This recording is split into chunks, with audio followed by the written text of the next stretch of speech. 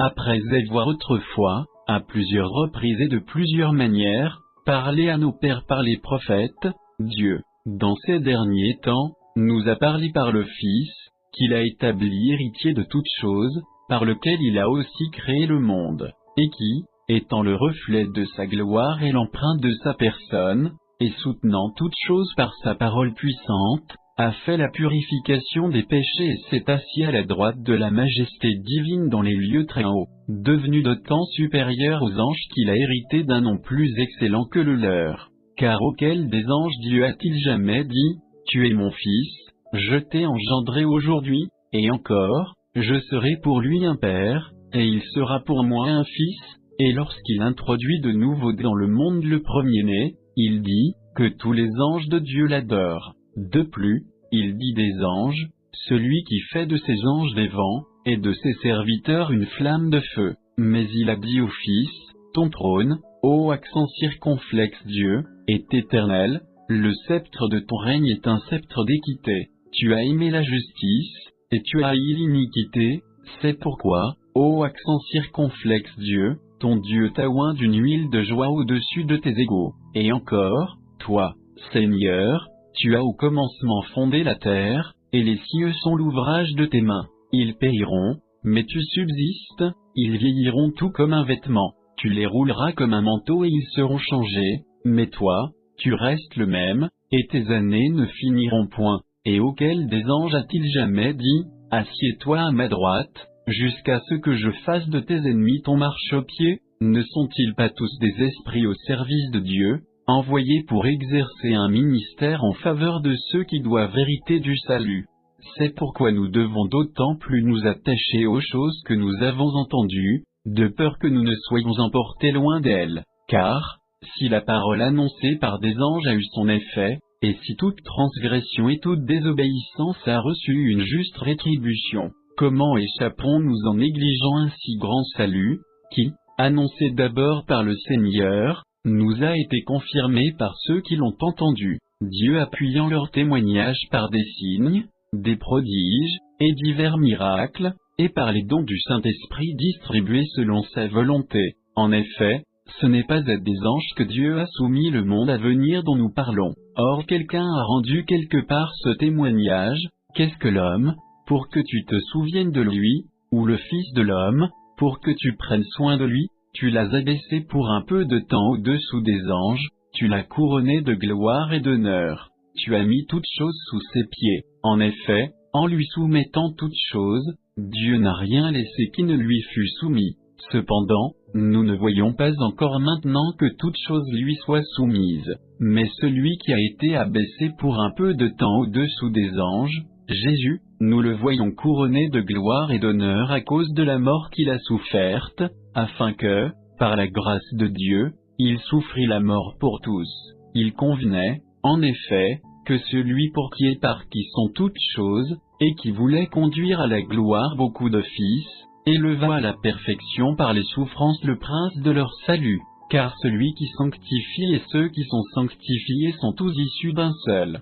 C'est pourquoi il n'a pas honte de les appeler frères. Lorsqu'il dit, « J'annoncerai ton nom à mes frères, je te célébrerai au milieu de l'assemblée. » Et encore, « Je me confierai en toi. » Et encore, « Me voici, moi et les enfants que Dieu m'a donnés. » Ainsi donc, puisque les enfants participent au sang et à la chair, il y a également participé lui-même, afin que, par la mort, il anéantit celui qui a la puissance de la mort, c'est-à-dire le diable, et qu'il délivra tous ceux qui, par crainte de la mort, étaient toute leur vie retenus dans la servitude. Car assurément ce n'est pas à des anges qu'il vient en aide, mais c'est à la postérité d'Abraham. En conséquence, il a dû être rendu semblable en toutes choses à ses frères, afin qu'il fût un souverain sacrificateur miséricordieux et fidèle dans le service de Dieu, pour faire l'expiation des péchés du peuple, car, ayant été tenté lui-même dans ce qu'il a souffert, il peut secourir ceux qui sont tentés.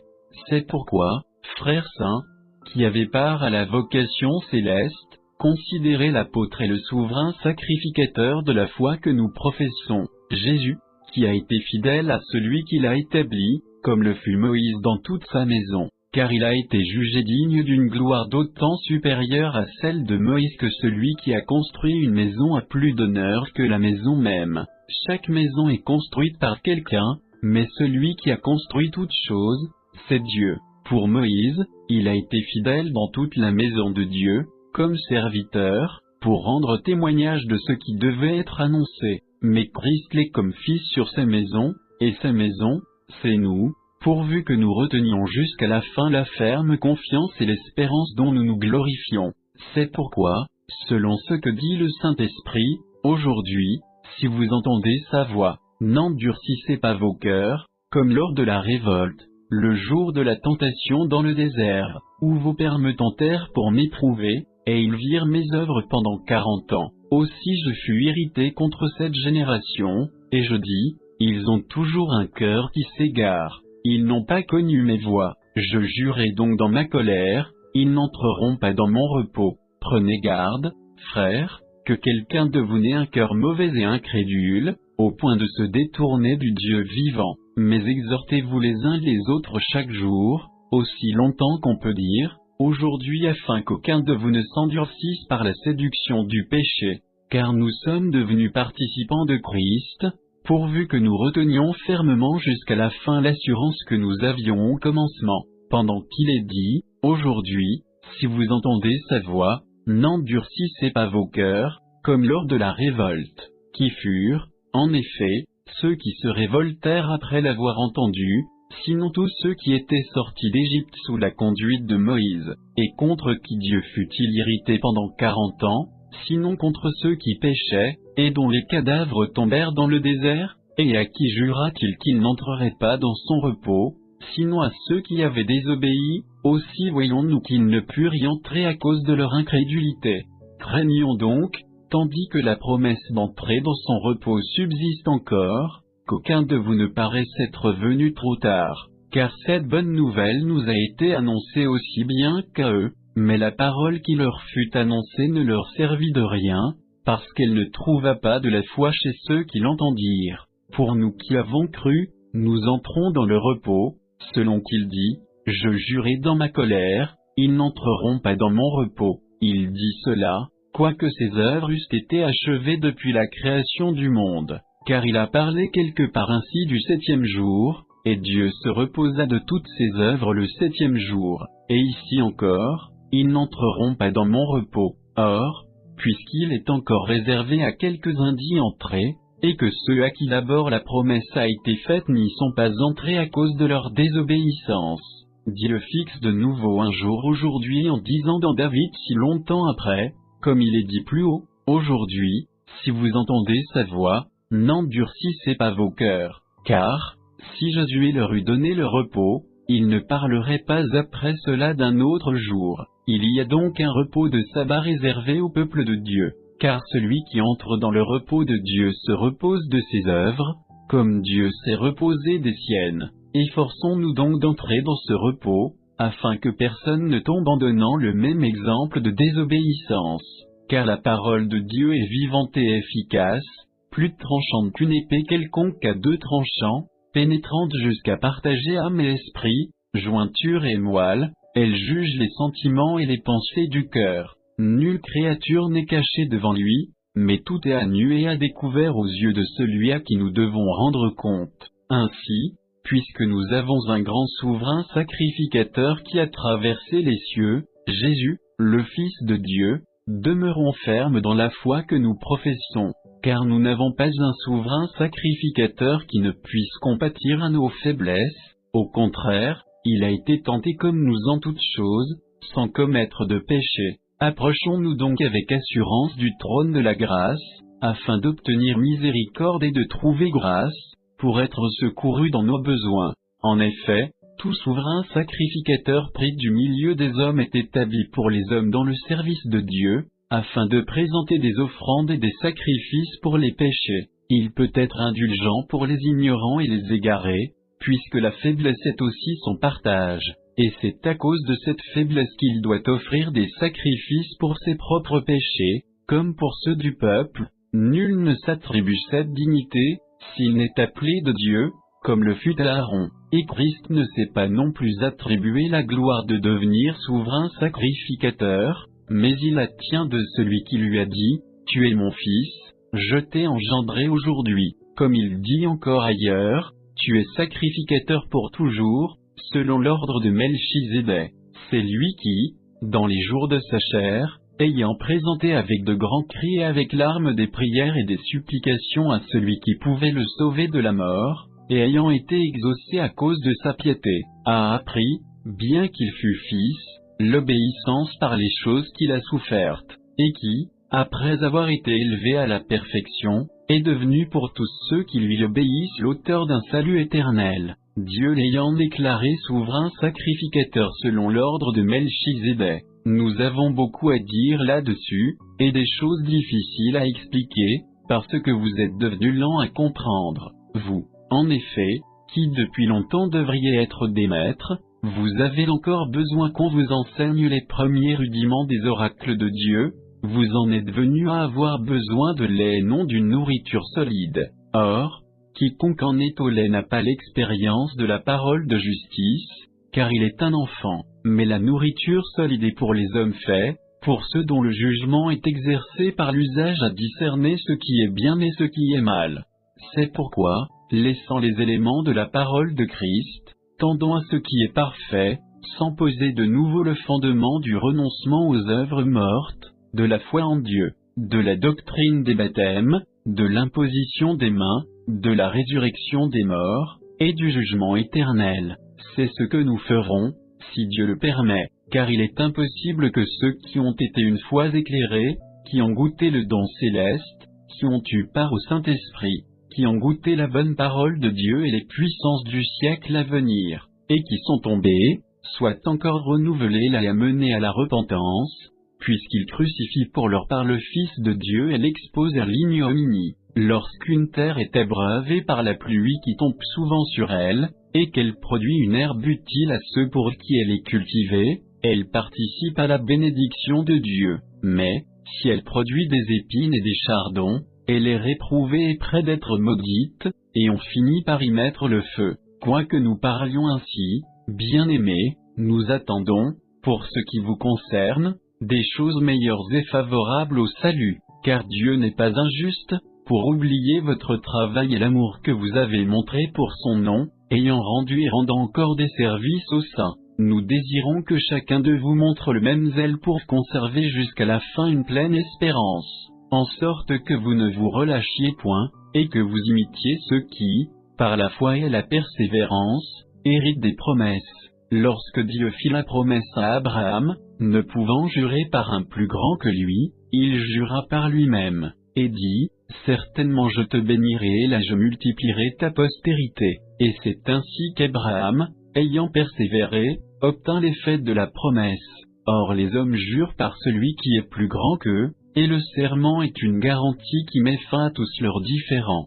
C'est pourquoi Dieu, voulant montrer avec plus d'évidence aux héritiers de la promesse l'immutabilité de sa résolution, intervint par un serment, afin que, par deux choses immuables, dans lesquelles il est impossible que Dieu mente, nous trouvions un puissant encouragement, nous dont le seul refuge a été de saisir l'espérance qui nous était proposée.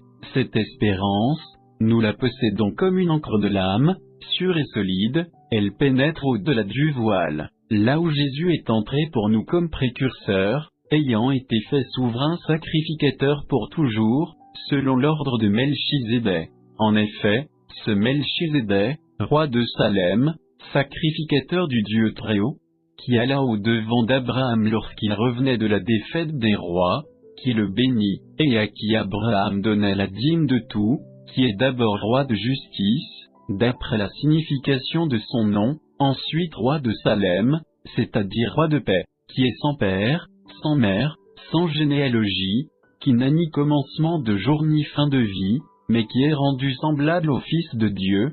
Ce Melchizedek demeure sacrificateur à perpétuité. Considérez combien est grand celui auquel le patriarche Abraham donna la dîme du butin. Ceux des fils de Lévi qui exercent le sacerdoce ont, d'après la loi, l'ordre de lever la dîme sur le peuple, c'est-à-dire, sur leurs frères, qui cependant sont issus des reins d'Abraham. Et lui, qui ne tirait pas de son origine, il leva la dîme sur Abraham, et il bénit celui qui avait les promesses. Or c'est sans contredit l'inférieur qui est béni par le supérieur. Et ici, ceux qui perçoivent la dîme sont des hommes mortels, mais là, c'est celui dont il est attesté qu'il est vivant. De plus, Lévi, qui perçoit la dîme, l'a payée, pour ainsi dire, par Abraham, car il était encore dans les reins de son père, lorsque Melchizedek alla au-devant d'Abraham.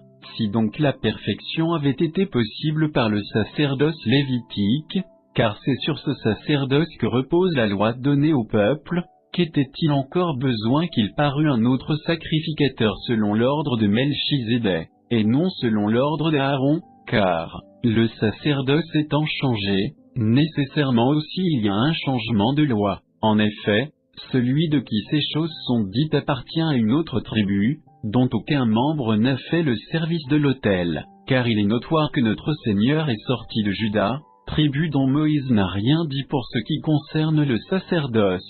Cela devient plus évident encore, quand il paraît un autre sacrificateur à la ressemblance de Melchizedek, institué, non d'après la loi d'une ordonnance charnelle, mais selon la puissance d'une vie impérissable, car ce témoignage lui est rendu, tu es sacrificateur pour toujours selon l'ordre de Melchizedek. Il y a ainsi abolition d'une ordonnance antérieure, à cause de son impuissance et de son inutilité, car la loi n'a rien amené à la perfection, et introduction d'une meilleure espérance, par laquelle nous nous approchons de Dieu, et, comme cela n'a pas eu lieu sans serment, car, tandis que les Lévites sont devenus sacrificateurs sans serment, Jésus l'est devenu avec serment par celui qui lui a dit, le Seigneur a juré, et il ne se repentira pas, tu es sacrificateur pour toujours, selon l'ordre de Melchizedek. Jésus est par cela même le garant d'une alliance plus excellente. De plus, il y a eu des sacrificateurs en grand nombre, parce que la mort les empêchait d'être permanents, mais lui, parce qu'il demeure éternellement, possède un sacerdoce qui n'est pas transmissible. C'est aussi pour cela qu'il peut sauver parfaitement ceux qui s'approchent de Dieu par lui, étant toujours vivant pour intercéder en leur faveur. Il nous convenait, en effet, d'avoir un souverain sacrificateur comme lui, saint, innocent, sans tache, séparé des pécheurs, et plus élevé que les cieux, qui n'a pas besoin, comme les souverains sacrificateurs, d'offrir chaque jour des sacrifices, d'abord pour ses propres péchés, ensuite pour ceux du peuple, car ceci, il l'a fait une fois pour toutes en s'offrant lui-même. En effet, la loi établit souverain sacrificateur des hommes sujets à la faiblesse, mais la parole du serment qui a été fait après la loi établit le Fils, qui est parfait pour l'éternité. Le point capital de ce qui vient d'être dit, c'est que nous avons un tel souverain sacrificateur, qui s'est assis à la droite du trône de la majesté divine dans les cieux, comme ministre du sanctuaire et du véritable tabernacle, qui a été dressé par le Seigneur et non par un homme. Tout souverain sacrificateur est établi pour présenter des offrandes et des sacrifices, d'où il est nécessaire que celui-ci ait aussi quelque chose à présenter.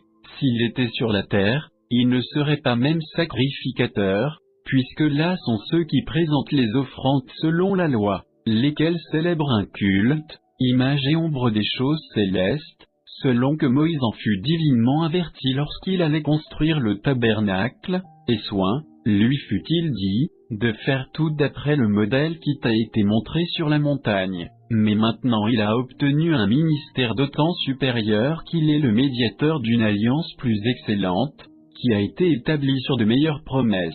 En effet, si la première alliance avait été sans défaut, il n'aurait pas été question de la remplacer par une seconde. Car c'est avec l'expression d'un blâme que le Seigneur dit à Israël, « Voici, les jours viennent, dit le Seigneur, où je ferai avec la maison d'Israël et la maison de Juda une alliance nouvelle, non comme l'alliance que je traitais avec leur père, le jour où je les saisis par la main pour les faire sortir du pays d'Égypte, car ils n'ont pas persévéré dans mon alliance, et moi aussi je ne me suis pas soucié d'eux, dit le Seigneur. Mais voici l'alliance que je ferai avec la maison d'Israël, après ces jours-là, dit le Seigneur, je mettrai mes lois dans leur esprit, je les écrirai dans leur cœur, et je serai leur Dieu, et ils seront mon peuple. Aucun n'enseignera plus son concitoyen, ni aucun son frère, en disant, connais le Seigneur, car tous me connaîtront, depuis le plus petit jusqu'au plus grand d'entre eux,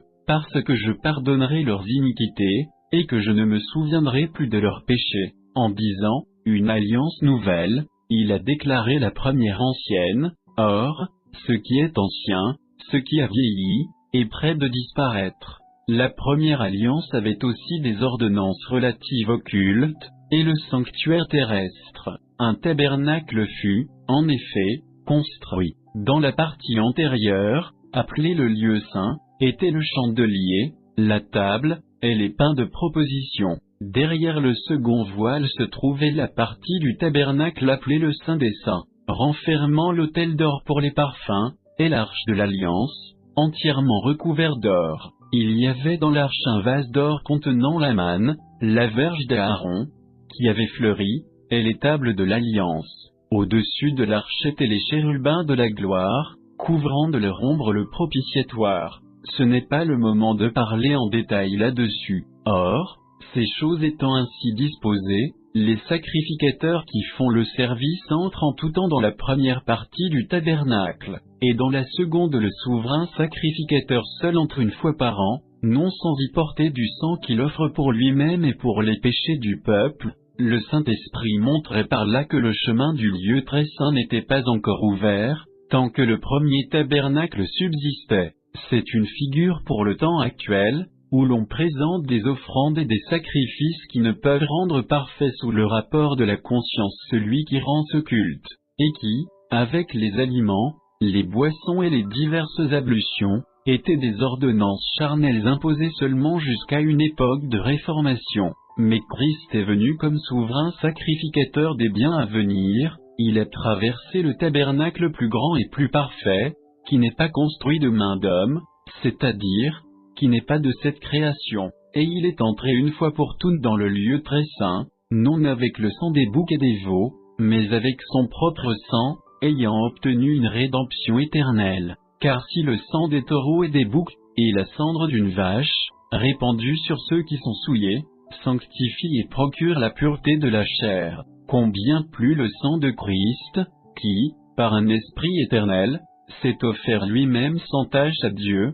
purifiera-t-il votre conscience des œuvres mortes, afin que vous serviez le Dieu vivant. Et c'est pour cela qu'il est le médiateur d'une nouvelle alliance, afin que, la mort étant intervenue pour le rachat des transgressions commises sous la première alliance, ceux qui ont été appelés reçoivent l'héritage éternel qui leur a été promis. Car là où il y a un testament, il est nécessaire que la mort du testateur soit constatée. Un testament, en effet, n'est valable qu'en cas de mort, puisqu'il n'a aucune force tant que le testateur vit.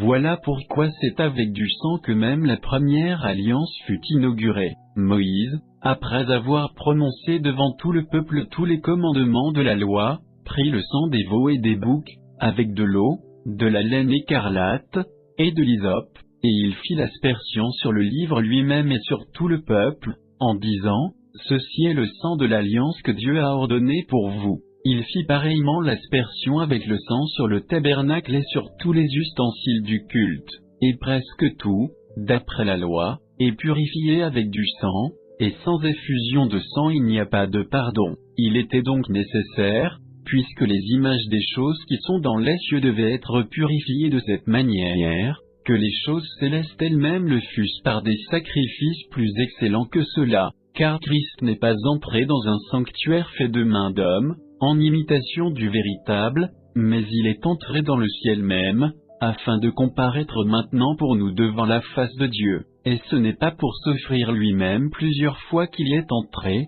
comme le souverain sacrificateur entre chaque année dans le sanctuaire avec du sang étranger. Autrement, il aurait fallu qu'il eût souffert plusieurs fois depuis la création du monde, tandis que maintenant, à la fin des siècles, il a paru une seule fois pour abolir le péché par son sacrifice. Et comme il est réservé aux hommes de mourir une seule fois, après quoi vient le jugement. De même Christ, qui s'est offert une seule fois pour porter les péchés de plusieurs, apparaîtra sans péché une seconde fois à ceux qui l'attendent pour leur salut. En effet, la loi, qui possède du nombre des biens à venir, et non l'exacte représentation des choses, ne peut jamais, par les mêmes sacrifices qu'on offre perpétuellement chaque année, amener les assistants à la perfection. Autrement, n'aurait-on pas cessé de les offrir, parce que ceux qui rendent ce culte, étant une fois purifiés, n'auraient plus eu aucune conscience de leurs péchés, mais le souvenir des péchés est renouvelé chaque année par ces sacrifices, car il est impossible que le sang des taureaux et des boucs ôte les péchés. C'est pourquoi Christ, entrant dans le monde, dit, « Tu n'as voulu ni sacrifice ni offrande, mais tu m'as formé un corps. Tu n'as agréé ni holocauste ni sacrifice pour le péché. Alors j'ai dit, voici, je viens dans le rouleau du livre, il est question de moi pour faire, ô accent circonflexe Dieu, ta volonté. » Après avoir dit d'abord, tu n'as voulu et tu n'as agréé ni sacrifice ni offrande, ni holocauste ni sacrifice pour le péché, ce qu'on offre selon la loi. Il dit ensuite, voici, je viens pour faire ta volonté. Il abolit ainsi la première chose pour établir la seconde. C'est en vertu de cette volonté que nous sommes sanctifiés, par l'offrande du corps de Jésus-Christ, une fois pour toutes, et tandis que tout sacrificateur fait chaque jour le service et offre souvent les mêmes sacrifices, qui ne peuvent jamais ôter les péchés, lui, après avoir offert un seul sacrifice pour les péchés, s'est assis pour toujours à la droite de Dieu, attendant désormais que ses ennemis soient devenus son marchepied, car, par une seule offrande, il a amené à la perfection pour toujours ceux qui sont sanctifiés.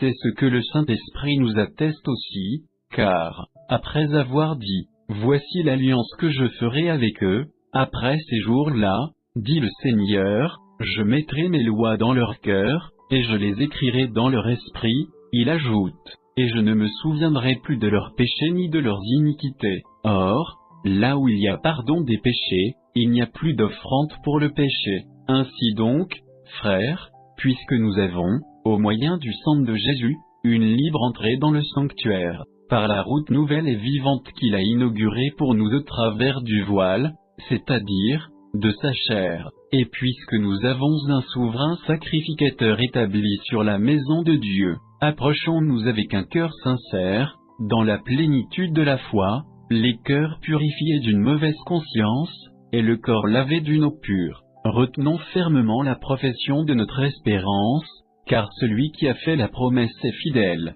Veillons les uns sur les autres, pour nous exciter à la charité et aux bonnes œuvres. N'abandonnons pas notre assemblée, comme c'est la coutume de quelques-uns, mais exhortons-nous réciproquement, et cela d'autant plus que vous voyez s'approcher le jour. Car, si nous péchons volontairement après avoir reçu la connaissance de la vérité, il ne reste plus de sacrifice pour les péchés, mais une attente terrible du jugement et l'ardeur d'un feu qui dévorera les rebelles. Celui qui a violé la loi de Moïse meurt sans miséricorde, sur la déposition de 2 ou de 3 témoins. De quel pire châtiment pensez-vous que sera jugé digne celui qui aura foulé aux pieds le Fils de Dieu, qui aura tenu pour profane le sang de l'alliance, par lequel il a été sanctifié, et qui aura outragé l'Esprit de la grâce?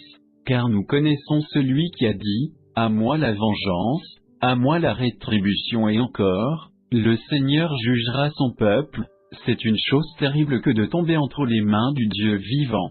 Souvenez-vous de ces premiers jours, où, après avoir été éclairé, vous avez soutenu un grand combat au milieu des souffrances.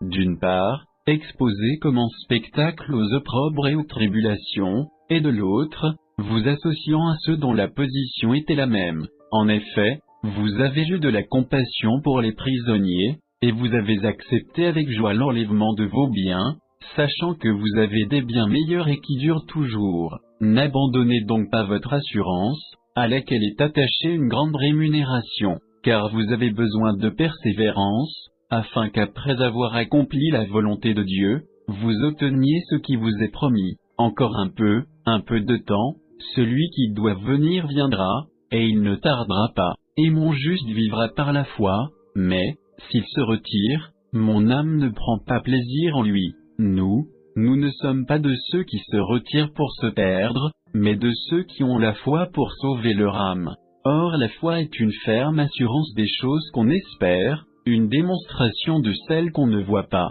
Pour l'avoir possédée, les anciens ont obtenu un témoignage favorable. C'est par la foi que nous reconnaissons que le monde a été formé par la parole de Dieu, en sorte que ce qu'on voit n'a pas été fait de choses visibles. C'est par la foi qu'Abel offrit à Dieu un sacrifice plus excellent que celui de Caïn. C'est par elle qu'il fut déclaré juste, Dieu approuvant ses offrandes, et c'est par elle qu'il parle encore, quoique mort.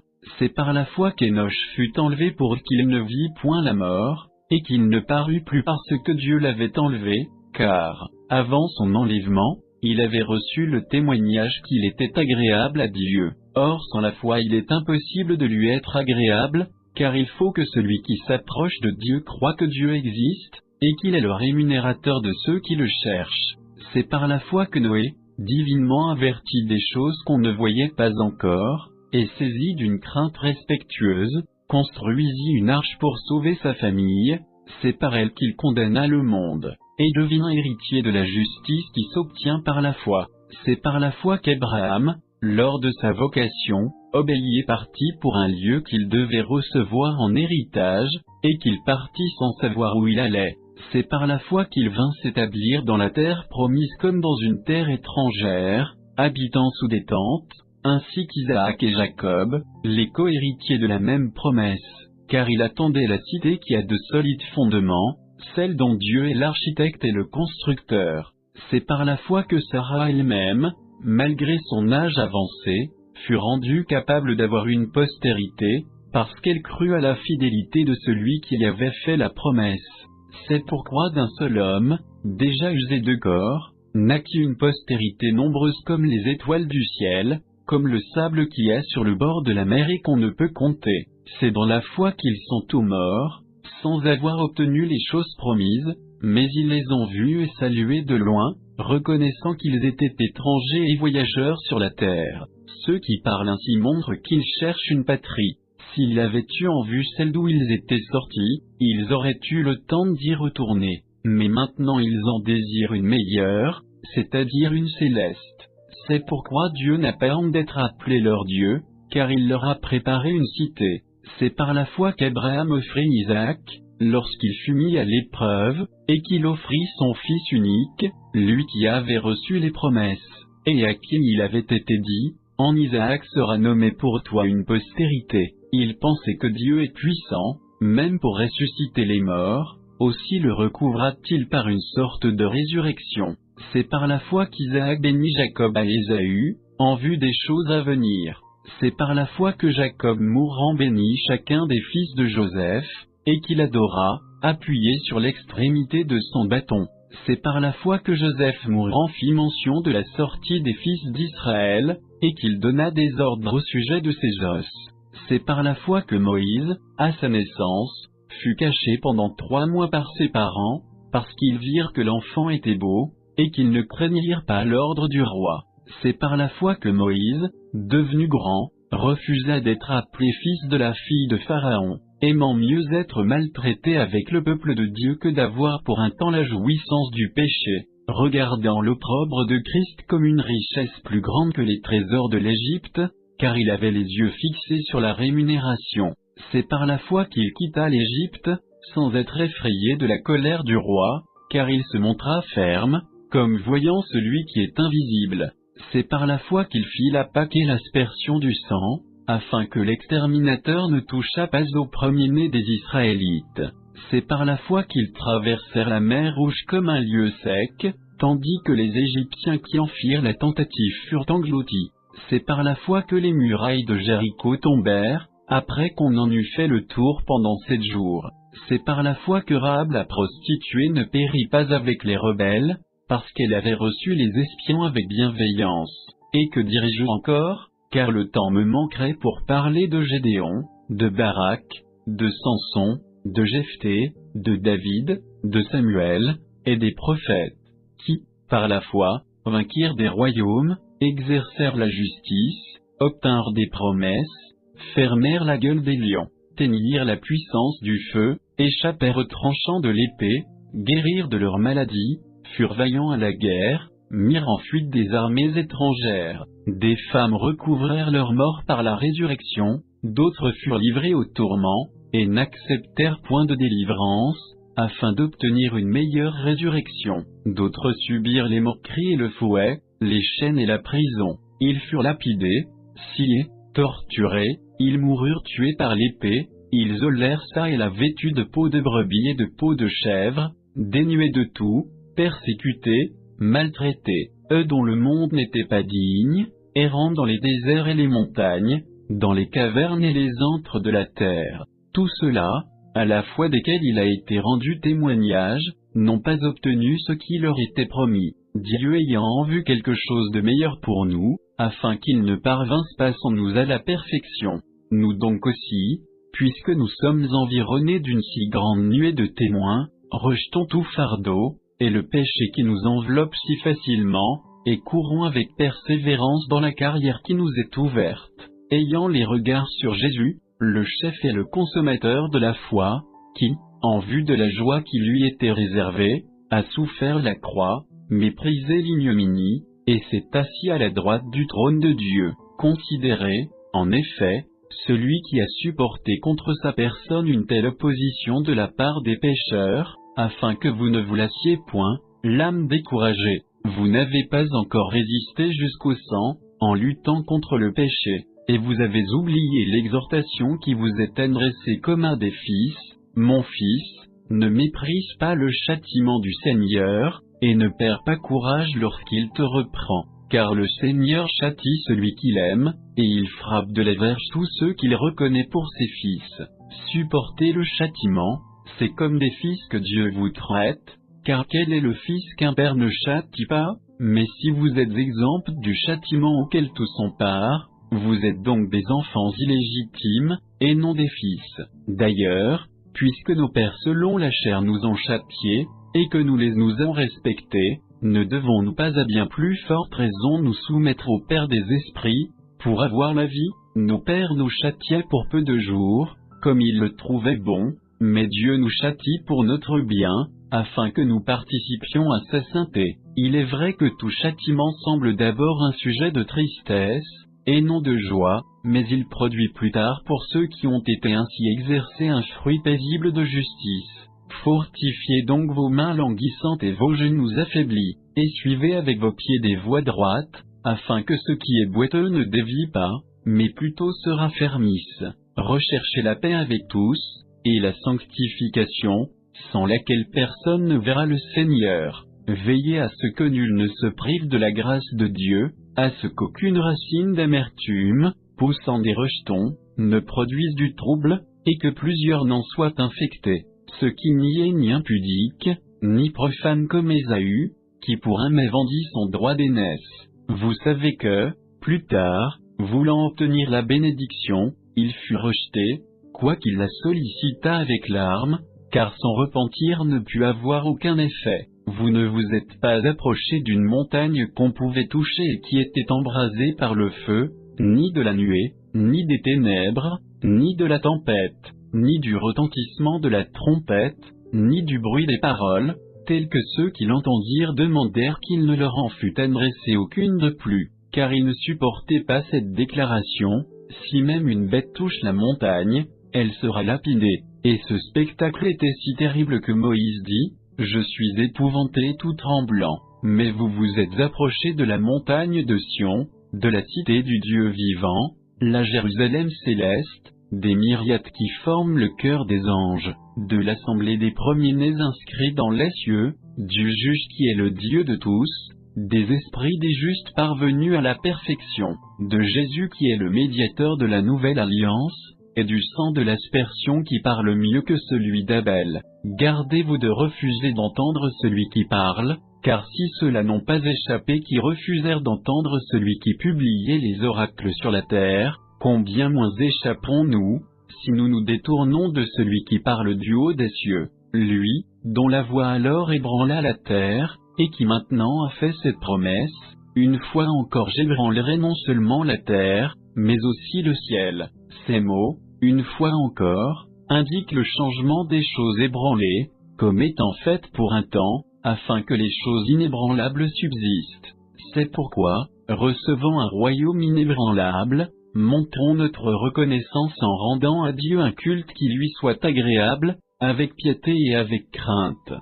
Car notre Dieu est aussi un feu dévorant. Persévérez dans l'amour fraternel. N'oubliez pas l'hospitalité, car, en l'exerçant, quelques-uns ont logé des anges, sans le savoir. Souvenez-vous des prisonniers, comme si vous étiez aussi prisonniers, de ceux qui sont maltraités, comme étant aussi vous-même dans un corps. Que le mariage soit honoré de tous, et le lit conjugal exempt de souillure, car Dieu jugera les impudiques et les adultères. Ne vous livrez pas à l'amour de l'argent, contentez-vous de ce que vous avez, car Dieu lui-même a dit, « Je ne te délaisserai point, et je ne t'abandonnerai point ». C'est donc avec assurance que nous pouvons dire, « Le Seigneur est mon aide, je ne craindrai rien, que peut me faire un homme ?» Souvenez-vous de vos conducteurs qui vous ont annoncé la parole de Dieu, considérez quelle a été la fin de leur vie, et imitez leur foi. Jésus-Christ est le même hier, aujourd'hui, et éternellement. Ne vous laissez pas entraîner par des doctrines diverses et étrangères, car il est bon que le cœur soit affermi par la grâce, et non par des aliments qui n'ont servi de rien à ceux qui s'y sont attachés. Nous avons un autel dont ceux qui font le service au tabernacle n'ont pas le pouvoir de manger, les corps des animaux, dont le sang est porté dans le sanctuaire par le souverain sacrificateur pour le péché, sont brûlés hors du camp. C'est pour cela que Jésus aussi, afin de sanctifier le peuple par son propre sang, a souffert hors de la porte. Sortons donc pour aller à lui, hors du camp, en portant son opprobre. Car nous n'avons point ici-bas de cité permanente, mais nous cherchons celle qui est à venir. Par lui, offrons sans cesse à Dieu un sacrifice de louange, c'est-à-dire le fruit de lèvres qui confesse son nom. Et n'oubliez pas la bienfaisance et la libéralité, car c'est à de tels sacrifices que Dieu prend plaisir. Obéissez à vos conducteurs et ayez pour eux de la déférence, car ils veillent sur vos âmes comme devant en rendre compte, qu'il en soit ainsi, afin qu'ils le fassent avec joie, et non en gémissant, ce qui ne vous serait d'aucun avantage. Priez pour nous, car nous croyons avoir une bonne conscience, voulant en toutes choses nous bien conduire. C'est avec instance que je vous demande de le faire, afin que je vous sois rendu plus tôt, que le Dieu de paix, qui a ramené d'entre les morts le grand pasteur des brebis, par le sang d'une alliance éternelle, notre Seigneur Jésus, vous rende capable de toute bonne œuvre pour l'accomplissement de sa volonté, et fasse en vous ce qui lui est agréable, par Jésus-Christ, auquel soit la gloire au siècle des siècles. Amen. Je vous prie, frères, de supporter ces paroles d'exhortation, car je vous ai écrit brièvement. Sachez que notre frère Timothée a été relâché, s'il vient bientôt, j'irai vous voir avec lui. Saluez tous vos conducteurs, et tous les saints. Ceux d'Italie vous saluent, que la grâce soit avec vous tous. Amen.